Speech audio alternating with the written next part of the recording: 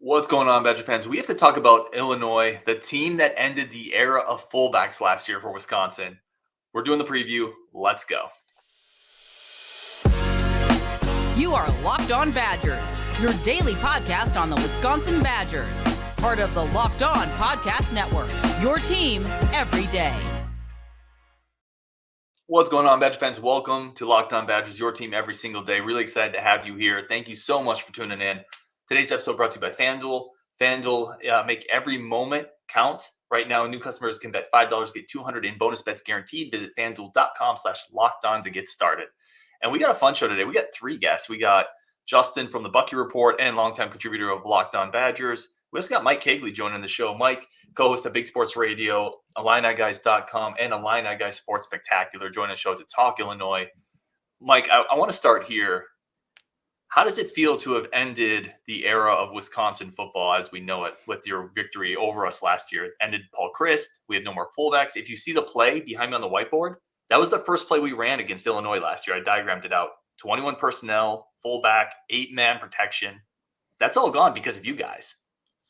We love it because I grew up in an era when Wisconsin was an automatic W for Mike White and the Illini. They played well against Wisconsin. And then my first job out of college was in Madison, Wisconsin in 1990. I lived there till 1995, and I had to watch this monster being born under Barry Alvarez. It was a nightmare for an Illini fan. I moved up there. Illinois was, from 81 to 91, they had 8 winning seasons. Since John Makovic left in 1991, they've had 8 winning seasons. Oh, wow. That's tough. Yeah. You had a chance to convert there, right? You could have converted in that moment to be a Wisconsin fan. Yeah, unfortunately, I'm way too dumb to do that. I must have like the collector gene or something where I can't flip from teams. Even though there were like when it's 63-0 watching Lovey, coach the team against Iowa, you're like, why am I doing this to myself? That's a good gene. Loyalty is a good gene to have. There's some Saturdays it doesn't feel like one. Hey, I mean, you could be Nebraska. Yeah, you could be living in your championships from 25 years ago. Yeah, exactly. And they actually have that type of thing. Or you could be an Indiana basketball fan and still think it's 1987. Yeah. So there are worse fates, but the thing that it's happened with Wisconsin is you've seen kind of Wisconsin turn themselves into, really Wisconsin and Iowa are the two heavyweights that fight at that level just underneath Ohio State and Michigan, and then Penn State's kind of the one that doesn't really have a home, and we'll see where Penn State goes in this new world where you just have the best two get to go to the Big Ten championship game, and you've added 3 heavyweights into the conference. There's a new world order's coming, and we'll see where it shakes out. Well, listen, we're going to talk a lot of Illinois, Wisconsin, but that's actually a great segue into a question somebody submitted. And since you opened that door, we might as well kick it in. This was a question from UW Monk. He wanted to know from an Illinois perspective on football expansion, is this the end of being able to compete for conference championships for like 90% of the conference? And Justin, I kind of want your take on this too. I'll jump in first, and I'll let Justin clean up the mess. I think really what you're looking at right now, if it stays at this level, I think it is going to be very hard for even Wisconsin and Iowa, Illinois, certainly Purdue, Northwestern. I mean, Indiana's an afterthought. To compete for a title is going to be almost impossible. But, and this is the big but in the room, if they go to 24 teams, then you're going to end up with probably 4 6-team pods, very NFL-ish. And then every year you'll have 4 teams, 4 coaches who survive because they've won their division. You can play two games, on one Saturday and then championship the next Saturday. And when they go to that, then you'll end up with some opportunity for those lesser teams to raise up occasionally and get a chance at a division championship. And I think the SEC and Big Ten, I still think it probably won't be this time around, but in 2030, I think they'll get about 24 teams in each of those two conferences, and then you'll actually go back to more regionalized college football. Yeah, I think that in some ways this is going to benefit everyone in a different sort of way. Like, it's going to create more competition, and some of the lower teams, if they're lucky in terms of the way their schedules play out, may have some things that really work out for them. Teams like Ohio State, Michigan, and Penn State are going to be far more likely to get tripped up during the course of the season now, because their schedule is going to be much more competitive than what they're used to. I think that three of those teams that we've talked about coming out of the West side, I would say USC is probably the one that's the scariest out of the group, because they just have the resources and they have the notoriety and the history. They are a blue blood. They can build based off of just name. Oregon's probably the one that has a chance to sway into that, but Oregon and Washington are very QB dependent. If they don't have that, they kind of fall back to the pack quite a bit. And that's kind of where these secondary teams, like all of our teams, it's really going to become a conference where you have to have, if you want to compete, you have to have a good coach, and they have to maximize their recruiting. Because if you don't have a good coach, you're not going to be able to bumble your way into the top of the conference anymore. There's going to be too many tough games on your schedule. Yeah, and you'll have to have, I think you'll also be a little bit of the NFL model. A great coach, 90% of the great coaches are identified with a great quarterback. Mm-hmm. The other small amount have a great defense. Mm-hmm. Yep. I would. The last thing I'd throw in on this one is, I don't know how much it changes for some teams anyway. Like, when was the last time Indiana won a Big Ten title without expansion? Right? Like, it's been Ohio State, Michigan anyway, for the most part. So to some degree, I think adding a few more elite teams, we're overblowing the impact, because the rest of the conference hasn't been able to compete really anyway. So I don't know if it's going to make an enormous difference. I want to shift to the game and talk a little bit, Mike, about Illinois this year. And just, could you give us a bit of a primer on Illinois this year for those Badger fans who maybe haven't seen a lot of them? Transfer quarterback Luke Altmaier hasn't probably lived up to expectations, but coming off a pretty good win against Maryland. Yeah, Luke Altmaier has been challenged more by the fact that the blocking of the offensive line has been sporadic, particularly on passing. And so the number one pass protection they do is the lookout block, where the guy kind of throws a block and yells "look out" over his shoulder. And while obviously the guys are trying their best, there have been a couple of injuries that have forced some shuffling of the offensive line, and guys have been playing a little bit out of position. And these guys are not. There's been nobody to really anchor down the tackle positions, and so Altmaier gets into habits where he's looking at the rusher instead of looking for the open man, and so he has been susceptible to blitzes. He had really one horrible game against Penn State where he had multiple interceptions, but he can get flustered by a pass rush. The run blocking finally kind of started to do a little bit better against Maryland, and it was also the birth of Caden Fagan, who you might physically recognize his resemblance at 6'3" and 248 pounds. He certainly resembles somebody in the Wisconsin backfield. And I think that was really what kind of opened up the Illini. He doesn't lose yards. It's been interesting this season. He hasn't had a single carry for negative yards. And he's getting more and more time as Reggie Love has been hurt. Josh McCray, another big back. Bielema likes the thunder and lightning. And Josh McCray at 238, 240 pounds is out for the season again. So it's really come up to the true freshman is out there doing it. And the other thing that happened is they stopped having dumb penalties on defense. They've given up 18. They up until Maryland game, they had given 18 first downs to the opposing offense this season. I mean, that's almost like a full game of penalties, and they were in a variety of ways. Targeting, late hits, celebration after stopping a team on third down, you name it, they did it. And they basically had 5 penalties for 46 yards against Maryland. Only gave up, gave up one first down on penalty. And Maryland kind of pulled an Illinois. They gave Illinois 4 first downs, 2 key ones on a drive. And Illinois also unleashed their pass rush with Seth Coleman having 3 sacks and winning the Big Ten Defensive Player of the Week. Johnny Newton was being double and triple teamed almost every play. Keith Randolph didn't even play due to injury.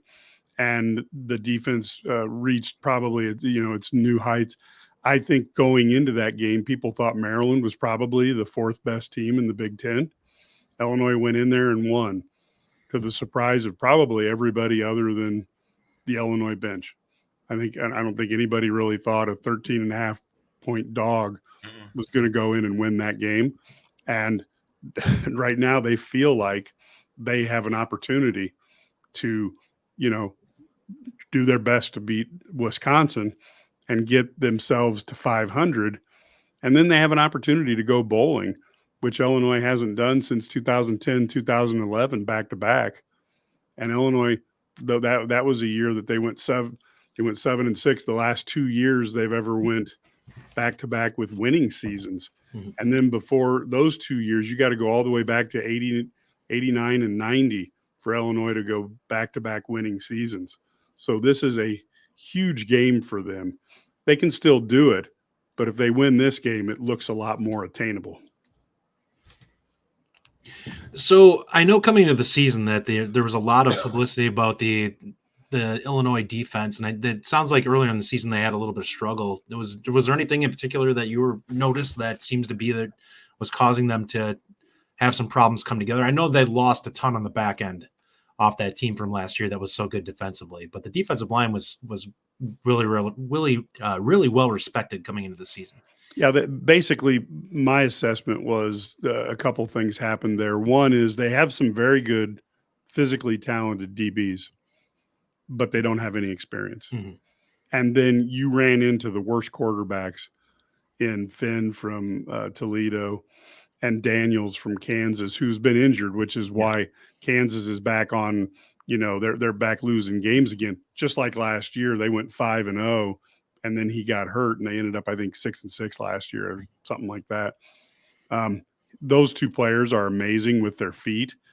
They turn a 4-second play into an 8-second play, and you don't want guys in their first or second game starting in the college level trying to guard experienced and talented wide receivers for 8 seconds. And it consistently didn't work. And then you had, quite honestly, very un-Bielema-like, undisciplined penalties that were just, it was a gas because they had multiple penalties. These weren't like, you hit a guy on first down, and you gave him a first down. They had multiple penalties on third down after stopping that they kept drives alive for both teams. And, it just kind of came into one thing into another. And I think the other thing that was happening is early in the year, Keith Randolph didn't play. He just didn't round into Keith Randolph until about the third game. And meanwhile, Johnny Newton is out there getting, literally there were some plays where he was being triple teamed. He really reminded you of watching, Donald for the Rams. Or my generation, Mean Joe Green. We used to wonder why doesn't Mean Joe Green get any sacks? Well, he's got a guard and he's got a center, and then the fullback blocks him. You don't get many sacks when that happens, That's also the era of football where every play the offensive tackle would hit you in the head. And you, yeah, exactly. All right, we're going to take a quick break for our friends of the show. Come back with Mike, Justin, Definitely talk about Jim Leonhard and the Wisconsin connection there. I know Justin has more questions as well from Mike. So that's coming up next on Locked On Badgers. But first, a quick break for friends of the show. A quick second to say thank you to everybody tuning in as well. Today's show is brought to you by BetterHelp. If you've ever been in a moment where it just feels like your brain is getting in your own way, you need a little bit of help. BetterHelp is designed for moments like that. You don't need therapy just when something dramatic happens in your life, something incredibly tragic happens in your life. Sometimes you just need a little bit of help living. And I've seen it. I've seen it in action. My wife is a therapist, and I see the people she helps. Sometimes you just have issues with anxiety, job performance, friends, relationships, parents, whatever it is. Life is hard sometimes, and it's okay to reach out and get help. There's a stigma that's always exists out there. But it's okay to try to get some help, to feel a little better, to talk through issues. If you're thinking about starting therapy, give BetterHelp a try. It's entirely online. Make your brain your friend with BetterHelp. Visit BetterHelp.com/LockedOnCollege today. Get 10% off your first month. That's BetterHelp, HELP.com/LockedOnCollege. Today's episode is also brought to you by our good friends over at FanDuel. I talk about FanDuel a lot. They are the number one sports book that we use, and there's a reason for it. Safe, secure, fast payouts, easy to use, customer service. They are the grand slam of sports books. And they have all the betting options you would ever want. Parlays, futures, prop bets. It's all there. It's all easy to use. And if you don't understand what any of that means, FanDuel will explain it to you. They are the number one source that we go to on the Locked On Network for all of our betting. And now new customers can bet $5, get $200 in bonus bets guaranteed. Visit FanDuel.com/LockedOnCollege. Kick off the NFL season with an offer you don't want to miss. FanDuel is the official sports betting partner of the NFL. All right, let's continue this awesome conversation. Mike, Justin. Mike, I want to take a quick second and give you an opportunity to share where people can, especially leading up to this Illinois game, post-game, where can people find your work? Yeah, you can find us at IlliniGuys.com. And of course, if you go to just about any podcast purveyor, you can look for a multitude of podcasts from us. Probably the main ones you can look for is that's the letter I, on the Illini, or you can look for Illini Guys Sports Spectacular. And the last one you might want to look for is Big Sports Radio, which is a Big Ten show that goes across the country as well. And if you want to kind of put those together with FanDuel, you can basically take my picks, do the exact opposite, and make a ton of money on FanDuel. Just a ton of money. Love it. Ryan offers that same advice. Trust me, I'm at the bottom of every pick pool we have. It's amazing. Justin, you want to lead up the next one, or do you want me to take my Jim Leonhard one? No, go ahead. So I think universally, my Wisconsin fans are just kind of curious. What has Jim Leonhard's role been like this year? Has he talked at all this week about Wisconsin leading up to it? I know he's not a coach. I know he's not on the coaching staff, but he is in the program helping Bret Bielema as a quality control defensive kind of assistant. Has there been any talk around the program about this matchup? Because it's a storyline for us. Yes. So I'm gonna quote everything he has said this season. This isn't gonna take long. 0. All right, I'm done. Yeah, I mean, literally, there has been no word, and there have been a lot of questions. And Coach B is nothing if not disciplined about the message that he puts out. And if there's, I don't, you guys would know what he did when he was up in Wisconsin much more than I would. But I don't know if that's something that he had from his Wisconsin days or if that's something that he got from Coach Belichick. But, you know, you don't hear much about Jim Leonhard. Just, you know, Monday through Thursday, he helps out. He doesn't go down on the field. He doesn't have, you know, he doesn't coach the players. And he's in Madison on the weekends, you know, and that's what we know. I don't want to disappoint your listeners, but that's the same thing, you know, because that to us, you know, here you got a guy who he may not be the best, but you could argue he's one of the top 5 defensive coordinators in the country. And it seems like he would be a differential advantage if you could find a way to use him. And we can clearly see with the news this morning, Jim Harbaugh would find a way to use him. Yeah, I'll say it based off of the time here. It does not surprise me that Leonhard has not been available because I don't think he wants anything to do with the drama associated with any of it. And he's probably like, I'm just going to do my job, keep my head down, and, either stick around or move on to another high, big time gig after this. He's going to have his choice of suitors probably after the season. So it'll be interesting to see what happens. Yeah, I totally agree with that. He's, the guy, it's clear he knows what he's doing. He's good at his job. Not even good. He's great at his job. And he's not going to put himself in a position where he's put his, open mouth, insert foot to hurt his future employment opportunities. And there are going to be opportunities. I think for him, it's, he's got a decision tree. Do I go NFL? Do I go NCAA? Do I go like high profile defensive coordinator? Do I go with a head coaching job? And Ryan Walters, who moved from Illinois' defensive coordinator to Purdue, probably opened Jim Leonhard's eyes that maybe you don't have to settle. Maybe you wait a year and you get a Big Ten SEC level job, by working behind the scenes and doing a little bit of politicking and who knows? It's hard to know, but with his talent level, one would suppose he'd have to be in any of these discussions. Mm-hmm. I would think so. He may not speak this week, but I guarantee you under the hood, that dude is a competitive SOB in all the right ways. Oh, come on. I mean, seriously, Coach Bielema was like, this is no different than any other game. Okay. And look, the bottom line is this is Wisconsin. He's got a reason to want to play hard against Wisconsin. He's competitive as heck. He's going to want to beat anybody. But I would assume that there's some extra reason. I would assume that Luke Fickell wants to go down and beat the guy who's done all the things that Bret Bielema did while he was at Wisconsin. He doesn't want to lose to that guy and have to hear about it. And Jim Leonhard wanted Luke's job. So there's motive. I mean, if somebody can't figure that, play writes itself. And if we can all, sometimes the best things are left unsaid. And I assume that all three of those gentlemen have reasons to do that. And as you guys know, there are coaches on the Illinois staff who have history at Wisconsin. Mm-hmm. They played at Wisconsin. You don't think they want to do well against their alma mater? Yeah. Oh, we've seen from recruiting that they definitely are competitive. Yeah, although Wisconsin's done a fine job recruiting. I mean, they've got that machine rolling. So we're going to find out after the game that we'll find out that they used the Aaron Henry earpiece game where Jim Leonhard's sitting at home with the microphone telling him what to run, whispering in his ear.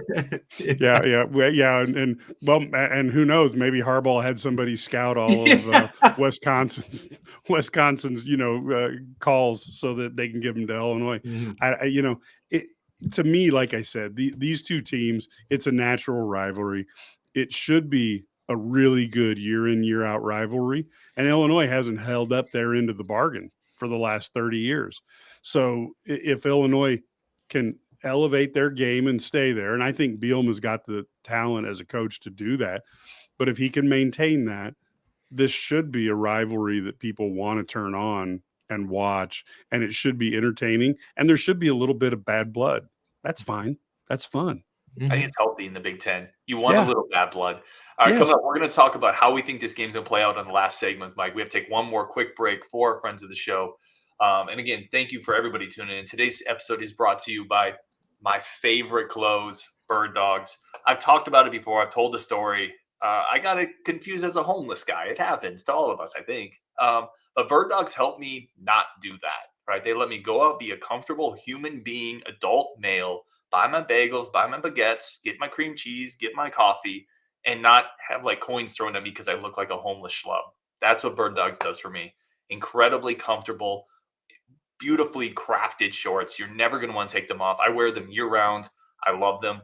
Plus caps, all sorts of great clothing apparel from Bird Dogs. Wear it year round, wear it anywhere. They're versatile, flexible. Wear it to the park, basketball, go get your coffee. To any professional setting, you can wear your Bird Dogs everywhere. And trust me, I do.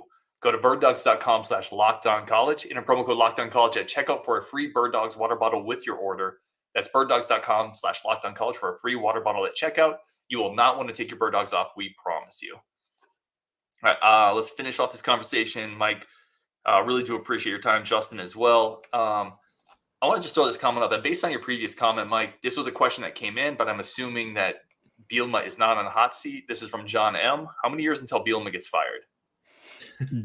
Yeah. Well, first off, Josh Whitman is not a guy who's going to pull the cord without a lot of thought. He's just not that type of guy. He also understands that when he brought Bret Bielema here, he brought him here to fix a 30-year problem.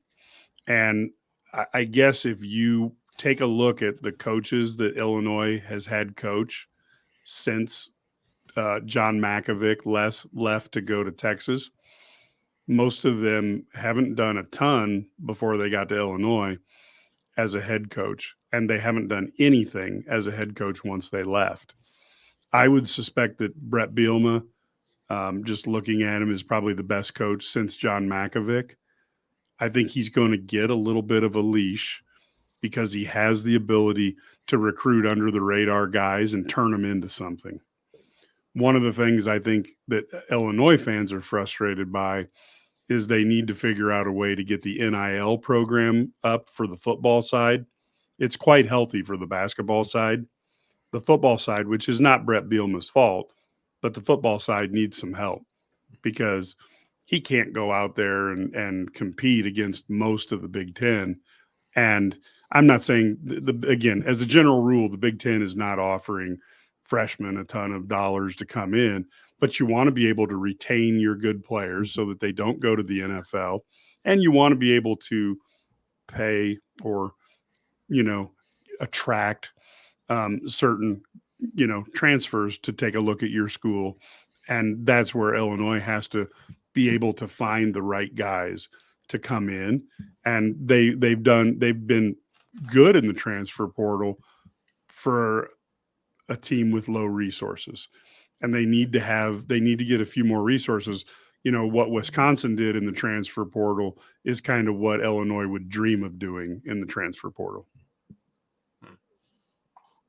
So no, he's not on the hot seat. I'll take that comment off. I'll kick it over to Justin for the next one. Yeah, I mean, I think the interesting thing about this season is looking at it. The two teams kind of are kind of correlating a little bit. They both had high aspirations coming into the season. They both have had some struggles that they weren't expecting to be into. Honestly, the offensive side for Wisconsin and probably for Illinois too, they really thought that they were going to be in a better place than both teams have been to this point. And this game is kind of a battle of both teams trying to show some growth and kind of get headed in the right direction this season.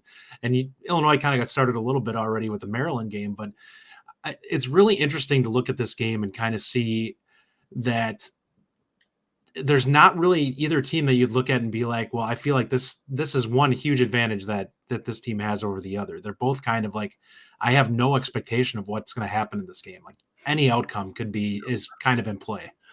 Don't you feel that the guys who voted in the polls really put Wisconsin in an unfair position to have a team that is based on ground and pound, and then you're going to bring in an air raid, and an offensive line that was recruited to do one thing is going to do the exact opposite. I struggled to think in my mind, not that I'm the ultimate football expert, but I tried to think of a team that's done that, made a 1-year transition either way from ground and pound to vice versa. And I just thought that the ranking them was insane to put those type of expectations. Not that it was going to be a bad team, but I thought that, man, you kind of put this team on a pedestal that really was unrealistic. Do you guys agree with me, or am I delusional on that? The more I kind of take a look at the way the season was set up for them and the things that you kind of are looking at, there's a lot of red flags when I look at it. Like Tanner Mordecai coming into the season, we'd all kind of fallen in love with his stats down watching him at SMU. And then he comes here because he's got a year where he's trying to set up NFL film. And I'm sitting here thinking, one of the shortcomings that they had, and everyone was talking about coming into the season, was, well, he gets kind of loose with the football and he throws it around a little bit. And the number one thing that we haven't seen during the course of this season was he seemed tentative in his play at Wisconsin and afraid to take shots. And it's like, is he in his own head here where he's holding himself back and not taking the plays that are there because he's afraid to make a mistake and, kind of lose his draft stock due to it? And there's just so many little things if you kind of add them up over the course of what we're looking at here, like offensive line. You made a great point there. Looking at it, none of these guys have really played in space, our tackles especially. They really are struggling. They are used to being in tight splits, and the fact that they don't have that help to the inside is really making them uncomfortable. And I don't know if that's something that it's possibly a skill set issue with both, or if it's something that they just need time and reps. But there's a legitimate chance that I look at it where it's like some of these guys might just be like, hey, I want out. This is absolutely destroying my opportunity for the NFL because the film I'm putting out just isn't good quality film. And I would agree with your point, both of your points, Justin. I think the offensive line point, that's something we didn't talk about enough, right? Like we do lots of podcasts between the two of us, Justin. We did not talk about that enough, Mike. The potential struggles, like we thought it'd be cleaner. Like Tanner Mordecai, I thought would be more productive, and I think we got swept up. Like we're fans. We do a show, but we're also fans. And I think we got swept up in it a little bit. And I think we needed to be a little more realistic in it, but that's part of that fan aspect of Luke Fickell's coming in and Phil Longo's coming in, and you got the transfer quarterback and the receiver from USC. And we just kind of, it was like one after another. It's like a Christmas that lasted 7 days. I just kept opening up transfer presents, and it hasn't fully translated. I do want to ask, kind of wrapping up this show on this game this weekend, what do you think's going to happen? Like if Illinois wins, what happens? If Illinois loses, how do they lose? I think, again, we're all a little bit of fans. So I think Illinois is going to win a low scoring game. I think we could have something that's, I hate to say this, but you could have a game that's 16-10, that type of game, 23-17, that type. That's like the over. Illinois could. They just have to avoid the dumb penalties, and they have to avoid the turnovers. If they do that, they should be able to go toe to toe. And then it just depends on who makes the biggest mistake, and or who makes the biggest play. And I'll tell you, you sit there and you look, and I know a lot of people, they tend to look at running backs and they go, well, it's just a running back. It's the quarterbacks that make the difference, but it might be which running back and which offensive line have the best game. And I do think there's two teams that scare me in the Big Ten for if I was an opponent, because I think Wisconsin's going to have one really, really good game in them this year. And they're going to have one game that's going to be just like, when you're, on like the 17th or 18th hole, when you get that birdie and you forget about the fact that, you were 18 over, but you just remember that birdie. And then I think Michigan State is going to, Michigan State's the ultimate Russian roulette team, because there's one bullet in that chamber. Illinois got it last year. They played one game up to their potential last year. That was against Illinois. And I think they've got one game in them this year. Who are they going to shoot? Who are they going to get when that happens? But again, you as an Illinois fan, we're just like, boy, I hope they don't play up to their full potential, because they've got a good roster. They've got a lot of highly ranked guys who came in. There's a lot of talent. Luke Fickell's a good coach. But can Phil Longo, can he adjust now that he doesn't have the quarterback that he thought he had? I don't know. We'll find out. I mean, that's where I really admire certain coaches. If they can lose a player and then switch up an offense or a defense, it doesn't matter which side, but those coordinators who can win with more than just my system, those are the guys that I go, okay, that's a guy I want. Those are coaches. Justin, have you done your prediction yet this week? I know you did your. My exact words yesterday when Rajiv and I were talking about it was 21-17. I'm going to say it's Wisconsin, but it wouldn't shock me if it's either team. in that regard. And I think that's roughly where we're at. It's going to be the team that shoots himself in the foot the least. Yeah. That is, by the way, that's such an indictment of where both these programs are at this point. Because I agree with you guys. I haven't even done a score prediction yet, but it's going to be a 1-score game that could go either way. And none of us are talking about, I think this one unit on this team is so much better that they're just going to outclass the other opponent. I mean, you both said the same variation, the same thing. Who doesn't shoot themselves in the foot? Who doesn't have a stupid penalty? Who doesn't, it's going to be kind of an ugly game, and you're just going to have to out ugly the other team. This is going to be a classic Big Ten game. So I'm right there with you guys. Mike, thank you so much for tuning in, or for jumping on the show. Sorry. Go follow his work, Badger fans, if you're listening to this. I hope it's a healthy game. I hope it's a good game. I hope you have a great weekend, Mike. Thank you so much. And go check out Justin on the Bucket Report. He has his own Badgers podcast, which most people listen to the show already know. So go check him and Rajiv out as well. On Wisconsin, we'll talk tomorrow. Thank you, gentlemen. Thank you.